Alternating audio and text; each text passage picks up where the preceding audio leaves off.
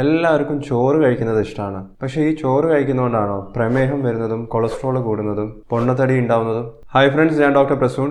ഇന്നത്തെ വീഡിയോയിൽ ചോറും ഇത്തരത്തിലുള്ള ജീവിതശൈലി രോഗങ്ങളും തമ്മിൽ എന്താണ് ബന്ധം നമുക്ക് നോക്കാം. സോ വെൽക്കം ബാക്ക് ടു ഡോഫോഡി. നമുക്ക് തുടങ്ങാം. നമ്മുടെ നാട്ടിൽ മാത്രമല്ല, ലോകമൊട്ടാകെ റൈസ് ഉപയോഗിക്കുന്നത് വളരെ കൂടുതലാണ്. മെയിൻ ഫുഡായിട്ടാണ് അവർ ഉപയോഗിക്കുന്നത്. നമ്മളുടെ നാട്ടിലാണെങ്കിൽ ഉച്ചക്കത്തെ ഭക്ഷണത്തിന് ലഞ്ച് എന്ന് പറയുന്നതിന് പകരം ചോറ് കഴിക്കാൻ തന്നെയാണ് പറയാറ്. എനിക്ക് എത്രയോ പേഷ്യൻസ് ഉണ്ട്, ഡോക്ടർ എന്ത് തരത്തിലുള്ള ഡയറ്റ് അഡ്വൈസ് വേണമെങ്കിലും തന്നോ, പക്ഷെ ചോറ് കഴിക്കുന്നത് ഒഴിവാക്കാൻ പറയരുതെന്ന് പറയും. ഏതൊരു കുട്ടിയും ജനിച്ചു കഴിഞ്ഞാൽ 1 വയസ്സാവുന്നതിൻ്റെ മുമ്പേ തന്നെ ചോറും കഞ്ഞി അത്തരത്തിൽ അരി ഭക്ഷണം കഴിച്ചു തുടങ്ങും. പിന്നീട് ആ ശീലം മാറ്റിക്കൊണ്ടുവരുന്നത് അധികം ആൾക്കാർക്കും പ്രമേഹം തുടങ്ങിയതിന് ശേഷം അല്ലെങ്കിൽ കൊളസ്ട്രോൾ തുടങ്ങിയതിന് ശേഷം ഡോക്ടർമാരും ഡയറ്റീഷ്യന്മാരും നിർബന്ധിച്ച് പറയുന്ന സമയത്ത് മാത്രമാണ് ചോറിൽ നിന്നും അവർ ചപ്പാത്തിയിലേക്കോ മറ്റ് ധാന്യങ്ങളിലേക്കോ ഒക്കെ മാറുന്നത്. ചോറ് ഉപയോഗിച്ചിട്ട് ഭക്ഷണം ഉണ്ടാക്കാൻ എളുപ്പമെന്ന് മാത്രമല്ല, അതിൻ്റെ ടേസ്റ്റും നമുക്ക് എല്ലാവർക്കും ഇഷ്ടമാണ്. പക്ഷേ ചോറ് കൂടുതലായിട്ടും കഴിക്കുന്ന നാടുകളിൽ, അത് ഇന്ത്യയിലാവട്ടെ പുറം രാജ്യങ്ങളിലാവട്ടെ, ഇത്തരത്തിലുള്ള രാജ്യങ്ങളിൽ പ്രമേഹം, പൊണ്ണത്തടി, മെറ്റബോളിക് സിൻഡ്രോം, കൊളസ്ട്രോളിന്റെ ലെവൽ കൂടിപ്പോവുക, ഇത്തരത്തിലുള്ള അസുഖങ്ങളൊക്കെ വരുന്നതിന്റെ നിരക്ക് കൂടുതലായിട്ടാണ് കണ്ടിട്ടുള്ളത്.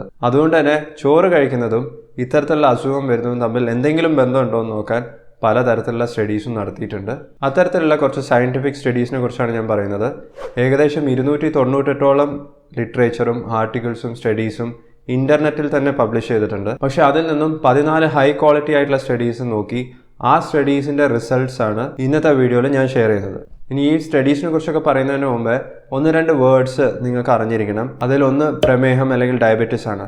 ഡയബറ്റീസ് എന്ന് പറഞ്ഞാൽ നമ്മൾ കഴിക്കുന്ന ഭക്ഷണത്തിൽ നിന്നും കാർബോഹൈഡ്രേറ്റ്സ് ബ്രേക്ക് ഡൗൺ ചെയ്തതിന് ശേഷം ഗ്ലൂക്കോസ് ആയി മാറും. ഈ ഗ്ലൂക്കോസ് നമ്മളുടെ രക്തത്തിൽ നിൽക്കേണ്ട ഒരു നോർമൽ ലെവലുണ്ട്. ആ നോർമൽ ലെവലിന്റെ മുകളിലേക്ക് പോകുന്ന കണ്ടീഷനാണ് പ്രമേഹം എന്ന് പറയുന്നത്. രണ്ടാമത് ഹൈ ബ്ലഡ് പ്രഷർ ആണ്. നമ്മുടെ രക്തക്കുഴലിലുള്ള കൂടെ രക്തം ഫ്ലോ ചെയ്യുന്ന സമയത്ത് ആ രക്തക്കുഴലിൽ എക്സേർട്ട് ചെയ്യുന്ന പ്രഷറിനെയാണ് ബ്ലഡ് പ്രഷർ എന്ന് പറയുന്നത്. ഇത് കൂടിയാലും പലതരത്തിലുള്ള പ്രശ്നങ്ങൾ ഉണ്ടാവാം. ഇതിന് ഒരു നോർമൽ റേഞ്ച് ഉണ്ട്. മൂന്നാമത് നിങ്ങൾ അറിഞ്ഞിരിക്കേണ്ട വേർഡ് ഒബീസിറ്റി ആണ്. ഒബീസിറ്റി എന്ന് പറഞ്ഞാൽ പൊണ്ണത്തടിയാണ്. നിങ്ങളുടെ ശരീരത്തിൽ ആവശ്യത്തിലും കൂടുതൽ കിട്ടുന്ന എനർജി ഫാറ്റിന്റെ രൂപത്തിലാണ് സ്റ്റോർ ചെയ്ത് വെക്കുന്നത്.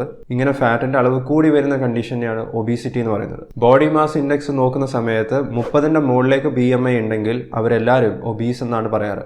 നാലാമത്തെ ഒരു വേർഡ് നിങ്ങൾ അറിഞ്ഞിരിക്കേണ്ടത് മെറ്റബോളിക് സിൻഡ്രോം ആണ്. മെറ്റബോളിക് സിൻഡ്രോം എന്ന് പറഞ്ഞാൽ ഇത്തരത്തിലുള്ള എല്ലാ ജീവിതശൈലി രോഗങ്ങളുടെ ഒരു കോമ്പിനേഷനാണ്. മെറ്റബോളിക് സിൻഡ്രോം എന്ന് പറഞ്ഞാൽ ഒന്നിക്കൽ അരവണ്ണം കൂടുതലായിരിക്കണം, അല്ലെങ്കിൽ പ്രമേഹം ഉണ്ടാവണം, പ്രമേഹത്തിന്റെ മരുന്ന് കഴിക്കണം, അതും അല്ലെങ്കിൽ ഹൈ ബ്ലഡ് പ്രഷർ ഉണ്ടാവണം, അതും അല്ലെങ്കിൽ കൊളസ്ട്രോളിന്റെ ലെവൽ കൂടുതലായിരിക്കണം, അതും അല്ലെങ്കിൽ ഒബീസിറ്റി ആയിരിക്കണം. ഈ പറഞ്ഞ 5 കണ്ടീഷനിൽ ഏതെങ്കിലും 3 സാറ്റിസ്ഫൈ ചെയ്യുകയാണെങ്കിൽ അതിനെയാണ് മെറ്റബോളിക് സിൻഡ്രോം എന്ന് പറയുന്നത്. ഇപ്പം ഞാൻ പറഞ്ഞ എല്ലാ ജീവിതശൈലി രോഗങ്ങളും കാരണം ഹൃദയ സംബന്ധമായിട്ടുള്ള രോഗങ്ങൾ ഉണ്ടാവാമെന്നാണ് പറയുന്നത്. ഉദാഹരണത്തിന് ഹാർട്ട് അറ്റാക്കും സ്ട്രോക്കും.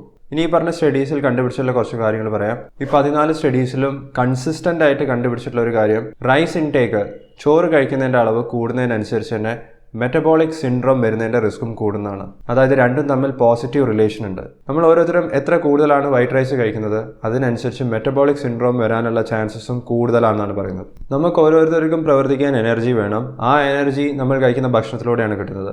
പക്ഷെ ആ എനർജി ചോറിലൂടെ മാത്രം കിട്ടിക്കഴിഞ്ഞാലാണ് പ്രശ്നം. ഇറാനിൽ 19 വയസ്സും 70 വയസ്സിന്റെ ഇടയിലുള്ള 1476 ആൾക്കാരെ പാർട്ടിസിപ്പേറ്റ് ചെയ്യിപ്പിച്ചിട്ട് ഒരു സ്റ്റഡി നടത്തിയിട്ടുണ്ടായിരുന്നു. പക്ഷെ ഇതിൽ കുറച്ച് പേർക്ക് അവർ കഴിച്ചുകൊണ്ടിരിക്കുന്ന ഫുഡിൽ നിന്നും കിട്ടുന്ന എനർജീന്റെ 25% കൂടുതൽ വൈറ്റ് റൈസിൽ നിന്നാണ് കിട്ടിക്കൊണ്ടിരുന്നത്. സ്റ്റഡീൻ്റെ അവസാനം അവർ കണ്ടുപിടിച്ചിട്ടുള്ളത് ഇത്തരത്തിൽ വൈറ്റ് റൈസ് കൂടുതൽ കഴിക്കുന്നവർക്ക് മെറ്റബോളിക് സിൻഡ്രോം ഉണ്ടായിട്ടുണ്ടായിരുന്നു എന്നാണ്. മറ്റൊരു സ്റ്റഡി നടത്തിയിട്ടുള്ളത് കൊറിയയിലാണ്. 6845 കൊറിയൻ സ്ത്രീകളിലാണ് ഈ സ്റ്റഡി നടത്തിയത്. അവർ കഴിച്ചുകൊണ്ടിരിക്കുന്ന വൈറ്റ് റൈസിന്റെ അളവ് കൂടുന്നതിനനുസരിച്ച് തന്നെ അവരുടെ രക്തത്തിലുള്ള ട്രൈഗ്ലിസറൈഡ്സിന്റെ ലെവൽ, കൊളസ്ട്രോളിന്റെ ടെസ്റ്റ് ചെയ്താൽ നിങ്ങൾ ട്രൈഗ്ലിസറൈഡ്സ് ശ്രദ്ധിച്ചിട്ടുണ്ടാവും. നമ്മുടെ ശരീരത്തിലുള്ള ഫാറ്റിന്റെ കമ്പോസിഷനാണ് ട്രൈഗ്ലിസറൈഡ്സ് കാണിക്കുന്നത്. അതിന്റെ അളവ് കൂടും. രണ്ടാമത് രക്തത്തിലുള്ള ഗ്ലൂക്കോസിന്റെ അളവും കൂടുതലായിരുന്നു. മൂന്നാമത് അവരുടെ ഹൈ ഡെൻസിറ്റി ലൈപ്പോപ്രോട്ടീൻ കൊളസ്ട്രോൾ, ഇതിനെ നല്ല കൊളസ്ട്രോൾ എന്നും പറയും. ഇതിന്റെ അളവ് കൂടി നിൽക്കുന്നതാണ് നല്ലത്. പക്ഷേ ഇത്തരത്തിലുള്ള സ്ത്രീകൾക്ക് HDL കൊളസ്ട്രോളിന്റെ അളവ് കുറവായിരുന്നു. ഇപ്പം നിങ്ങൾ വിചാരിക്കേണ്ടാവും ഈ സ്റ്റഡീസൊക്കെ കൊറിയയിലും ജപ്പാനിലും ഒക്കെയാണ് നടത്തിയിട്ടുള്ളത്. ഇന്ത്യയിൽ നടത്തിയിട്ടുള്ള ഒരു സ്റ്റഡീനെ കുറിച്ച് പറയാം. 2048 ഇന്ത്യൻ അഡൽസിനെ ഇത്തരത്തിലുള്ള ഒരു സ്റ്റഡിയിൽ പാർട്ടിസിപ്പേറ്റ് ചെയ്യിപ്പിച്ചിട്ടുണ്ടായിരുന്നു. അവരും ഓരോ ദിവസം കഴിച്ചുകൊണ്ടിരിക്കുന്ന വൈറ്റ് റൈസിന്റെ അളവ് കൂടുതലായിരുന്നു. സ്റ്റഡീന്റെ അവസാനം കണ്ടെത്തിയത് ഇത്തരത്തിലുള്ള ഇന്ത്യൻസിലും മെറ്റബോളിക് സിൻഡ്രോം വരാനുള്ള ചാൻസസ് കൂടുതലായിരുന്നു എന്നാണ്. പോരാത്തതിന് ഇൻസുലിൻ റെസിസ്റ്റൻസും ഉണ്ടായിട്ടുണ്ടായിരുന്നു. ഇൻസുലിൻ റെസിസ്റ്റൻസ് നല്ലതല്ല, ഇൻസുലിൻ സെൻസിറ്റിവിറ്റിയാണ് നല്ലത്. ഇൻസുലിൻ സെൻസിറ്റിവിറ്റീൻ്റെ നേരെ ഓപ്പോസിറ്റ് ആയിട്ടുള്ള കാര്യമാണ് ഇൻസുലിൻ റെസിസ്റ്റൻസ് എന്ന് പറയുന്നത്. നമ്മളുടെ ശരീരത്തിൽ ഉണ്ടാക്കുന്ന ഇൻസുലിനോട് നമ്മളുടെ ശരീരം തന്നെ റെസിസ്റ്റ് ചെയ്യുകയാണെങ്കിൽ അതിനെയാണ് ഇൻസുലിൻ റെസിസ്റ്റൻസ് എന്ന് പറയുന്നത്. മെറ്റബോളിക് സിൻഡ്രോം, ഒബീസിറ്റി, ഹൃദയ സംബന്ധമായിട്ടുള്ള രോഗങ്ങളൊക്കെ ഉണ്ടാക്കുന്നതിൻ്റെ പ്രധാന ഒരു കാരണം ഇൻസുലിൻ റെസിസ്റ്റൻസ് ആണ്. ഇനി മറ്റ് സ്റ്റഡീസ് നടത്തിയിട്ടുള്ളത് ചോറ് കഴിക്കുന്നതിൻ്റെ അളവ് കൂടുന്നതിനനുസരിച്ച് തന്നെ നേരിട്ട് ഹൃദയ സംബന്ധമായിട്ടുള്ള രോഗങ്ങൾ വരുമെന്ന് നോക്കാൻ വേണ്ടിയിട്ടാണ്. അതായത് ചോറിൻ്റെ അളവ് കൂടുതൽ കഴിക്കുന്നതിനനുസരിച്ച് തന്നെ മെറ്റബോളിക് സിൻഡ്രോം ഉണ്ടാവാമെന്നും പ്രമേഹം ഉണ്ടാവാമെന്നും ഒക്കെ സ്റ്റഡീസിൽ റിപ്പീറ്റഡ് ആയിട്ട് കണ്ടുപിടിച്ചിട്ടുള്ളതാണ്. ഈ പറഞ്ഞ മെറ്റബോളിക് സിൻഡ്രോമും പ്രമേഹവും ഒക്കെ കാരണം ഇൻഡയറക്ട്ലി ഹൃദയ സംബന്ധമായിട്ടുള്ള രോഗങ്ങളും ഉണ്ടാവാം. പക്ഷേ നേരിട്ട് ചോറിൻ്റെ അളവ് കൂടുതൽ കഴിക്കുന്നതിനനുസരിച്ച് ഹൃദയ സംബന്ധമായിട്ടുള്ള രോഗങ്ങൾ വരുമെന്ന് നോക്കുന്ന സ്റ്റഡീസിൽ കണ്ടെത്തിയത് അത് രണ്ടും തമ്മിൽ ഡയറക്റ്റ് റിലേഷൻ ഇല്ല എന്നാണ്. അതായത് ചോറിൻ്റെ അളവ് കൂടുതൽ കഴിക്കുന്നതിനനുസരിച്ച് ഹൃദയ സംബന്ധമായിട്ടുള്ള രോഗങ്ങൾ കാരണമുള്ള മരണം അതിൻ്റെ നിരക്കിലൊന്നും മാറ്റങ്ങളൊന്നും കണ്ടിട്ടില്ല. ഇപ്പം നിങ്ങൾ വിചാരിക്കുന്നുണ്ടാവും, ഇനി ചോറ് കഴിക്കുകയാണെങ്കിൽ തന്നെ എത്ര ചോറ് കഴിക്കാം, എത്ര ക്വാണ്ടിറ്റിയിലാണ് ചോറ് കഴിക്കുന്നത് സേഫ് എന്നുള്ളത്. ഇന്ത്യയിൽ നടത്തിയിട്ടുള്ള ഒരു സ്റ്റഡിയിൽ പറയുന്നത് ഒരു ഇന്ത്യക്കാരൻ ഒരു ദിവസം ഏകദേശം 8 സെർവിങ്സ് ചോറ് കഴിക്കുന്നതാണ്. ഇത് ചൈനയിലാവുന്ന സമയത്ത് 6 കുറയും. ഏഷ്യൻ കൺട്രീസിൽ തന്നെയാണ് ഏറ്റവും കൂടുതൽ ചോറിൻ്റെ അളവ് കഴിക്കുന്നത്. കുക്ക്ഡ് ആയിട്ടുള്ള വൈറ്റ് റൈസ് ഒരു ദിവസം 200 ഗ്രാമിലും കൂടുതൽ കഴിക്കുന്നവർക്ക് പ്രമേഹം വരുന്നതിൻ്റെ റിസ്ക്കും കൂടുതലാണ് പലതരത്തിലുള്ള സ്റ്റഡീസിലും കണ്ടുപിടിച്ചിട്ടുള്ള കാര്യമാണ്. അധികം മലയാളികളും ഒരു ദിവസം അല്ല ഒരു നേരം കഴിക്കുന്ന ചോറിൻ്റെ അളവ് 200 ഗ്രാമിൻ്റെ മുകളിലേക്ക് ഉണ്ടാവും. കഴിയുന്നതും നിങ്ങൾ ഒരു ദിവസം കഴിക്കുന്ന ചോറിൻ്റെ അളവ് 100 ഗ്രാമിൻ്റെ അടുത്താക്കി നിർത്താൻ നോക്കുക. 100 ഗ്രാമിലും കുറയ്ക്കാൻ പറ്റുവാണെങ്കിൽ അതായിരിക്കും കുറച്ചും കൂടി നല്ലത്.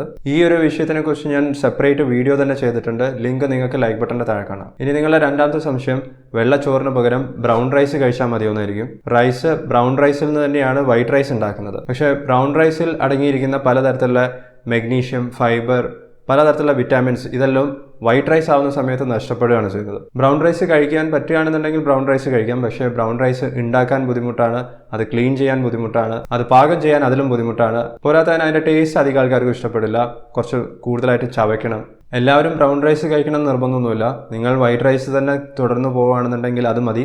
പക്ഷെ അതിൻ്റെ ക്വാണ്ടിറ്റി കുറയ്ക്കാൻ ശ്രമിക്കുക, 100 ഗ്രാമിൻ്റെ അടുത്തേക്ക് എത്തിക്കാൻ ശ്രമിക്കുക. ഹോൾ ഗ്രെയിൻസ് കഴിക്കുമ്പോൾ കിട്ടുന്ന ഫൈബർ, വൈറ്റമിൻസ് ഇതൊന്നും വൈറ്റ് റൈസിൽ കിട്ടുന്നില്ല. അതുകൊണ്ട് തന്നെ അത് ബാലൻസ് ചെയ്യാൻ ഫൈബറും വൈറ്റമിൻസും മിനറൽസും ഒക്കെ കൂടുതൽ അടങ്ങിയിരിക്കുന്ന പച്ചക്കറികൾ റോ ആയിട്ടും ഫ്രഷ് ആയിട്ടും കഴിക്കാൻ ശ്രമിക്കണം.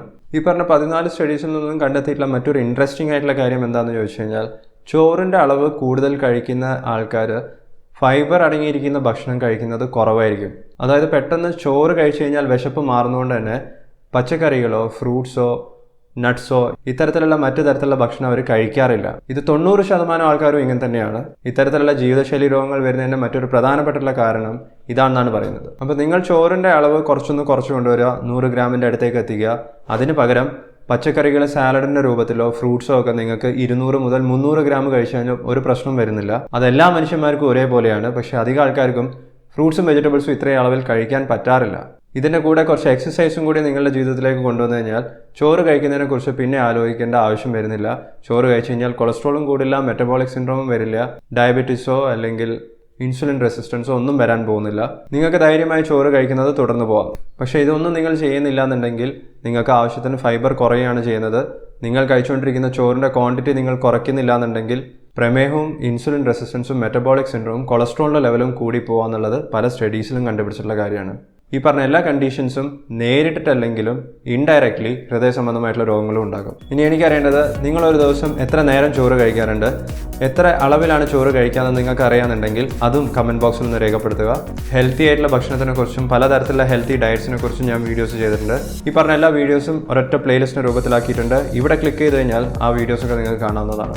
ഈ വീഡിയോ നിങ്ങൾക്ക് ഇഷ്ടപ്പെട്ടാൽ ലൈക്ക് ചെയ്യുക, ഷെയർ ചെയ്യുക. ചാനൽ ഇതുവരെ സബ്സ്ക്രൈബ് ചെയ്യാത്തവർ ഒറ്റ തവണ സബ്സ്ക്രൈബ് ബട്ടണിലൊന്ന് പ്രസ് ചെയ്യുക. സബ്സ്ക്രൈബ് ചെയ്യുന്നതിനനുസരിച്ച് നിങ്ങൾക്ക് പുതിയ വീഡിയോസ് റിലീസ് ചെയ്യുന്നത് മിസ്സാവാതെ കാണാൻ സാധിക്കും. ഈ വീഡിയോ കണ്ടതിന് നന്ദി. ഞാൻ നിങ്ങളെ നെക്സ്റ്റ് വീഡിയോയിൽ കാണാം. Take care, stay healthy. By.